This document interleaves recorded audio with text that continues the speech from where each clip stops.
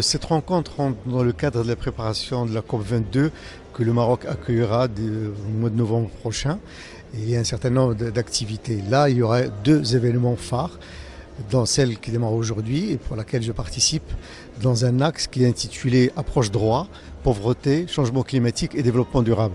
Donc ma communication va être articulée essentiellement sur le fait qu'au niveau de l'Afrique, je vais essayer de l'axer sur l'Afrique, pour montrer qu'il y a des déséquilibres énormes en fonction des continents, en fonction des pays, en fonction des villes, campagnes, mais aussi en fonction des régions, et essayer de voir comment il faut créer une forme de mobilisation, de solidarité internationale pour un petit peu dépasser ce déséquilibre et cette iniquité qui existe au niveau mondial et agir ensemble pour réduire la pauvreté et renforcer, dynamiser un développement durable et soutenable qui permet un petit peu à tout le monde, chacun de nous comme citoyens, d'agir et trouver sa place pleinement.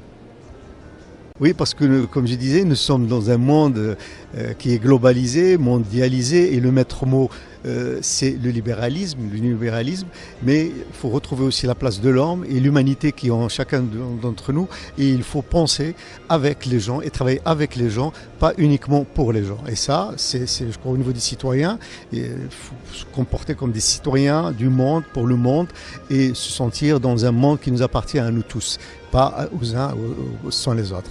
Donc c'est un petit peu dans ce sens que je vais essayer d'aborder les grandes lignes de cette communication. Donc dans ce domaine, il a agi depuis l'initiative nationale de développement humain. Il y a eu d'autres actions. La constitution marocaine insiste sur la prise en considération du citoyen. La régionalisation avancée aussi insiste sur le fait d'impliquer la société civile, et les expériences maintenant qui émergent au Maroc vont dans ce sens. On trouve d'ailleurs un tissu associatif de plus en plus dynamique. On a plus de 140 000 associations, et la région de Sousse dont je viens, il y a un tissu très dynamique, très dense, qui travaille aussi et qui agit. Et je crois que c'est une complémentarité, parce qu'il faut créer des convergences et il faut agir, parce que la société civile dans la constitution marocaine elle a même le droit d'évaluer le travail de politique, mais c'est intéressant que les choses vont dans ce sens pour qu'il y ait un travail commun et une dynamique et une convergence pour un développement qui touche tout le monde et qui implique tout le monde, le plus grand nombre de personnes. Et je crois qu'on est sur la bonne voie dans ce sens au Maroc par rapport à d'autres pays, et ça peut servir comme expérience.